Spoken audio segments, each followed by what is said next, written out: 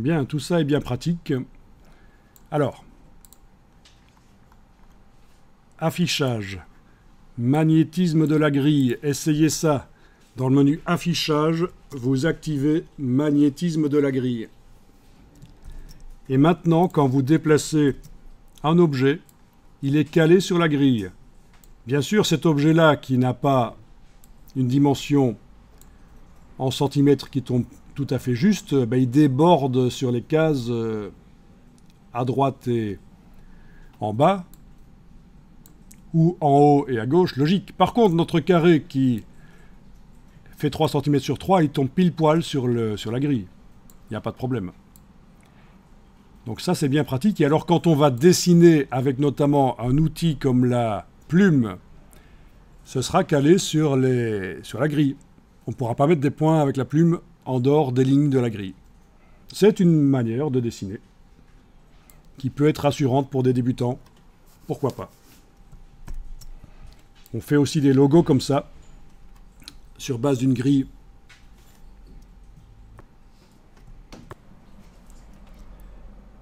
Et en faisant des logos sur base d'une grille, on peut superposer des formes. Celles-ci n'ont pas été faites sur base d'une grille. C'est juste un exemple que Illustrator vous donne.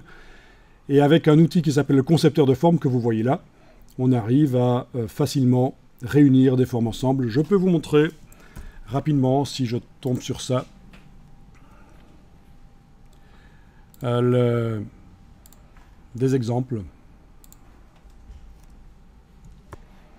Voilà, donc des choses qui ont été faites éventuellement sur une grille, des formes qui se superposent, et grâce au concepteur de formes, on arrive à créer des choses. Voilà.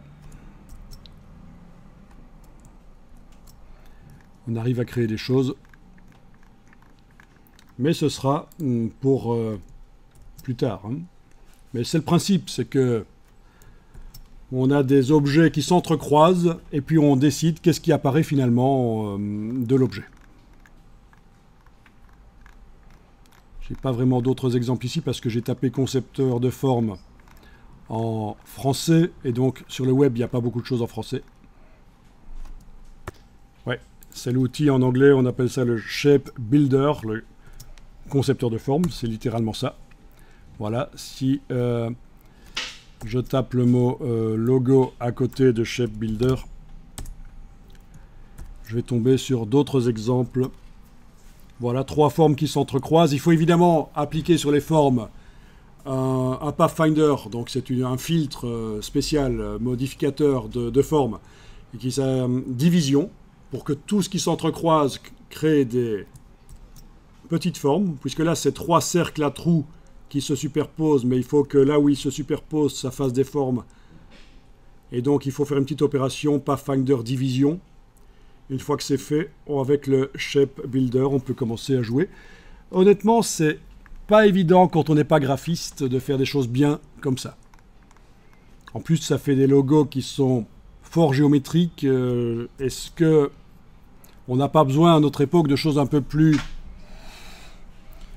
sympas et graphiques que ces espèces de logos industriels de l'ère communiste?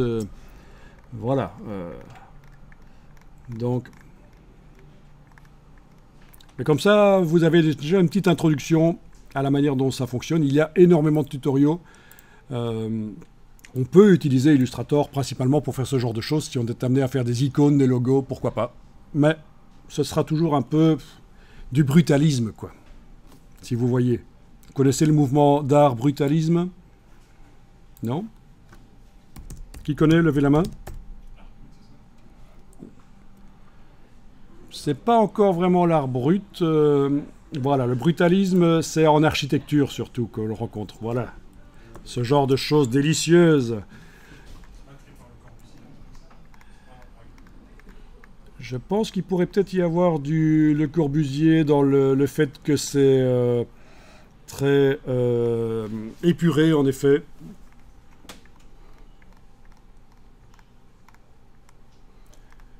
On rencontre ça principalement dans les pays de l'Est, en ex-Yougoslavie, des choses comme ça. Et donc voilà, moi c'est à ça que ça me fait penser, les logos créés avec le Shape Builder, mais pourquoi pas. Bonne question, Le Corbusier est-il dans le mouvement brutaliste? Ouais. Ouais, ben c'est même lui qui a inventé le terme. Donc t'as bien vu, d'après ce que je lis dans Wikipédia là. Super. Ben voilà, tu peux, à la sortie, je te donne ton diplôme. Les autres, va falloir morfler pendant quelques années.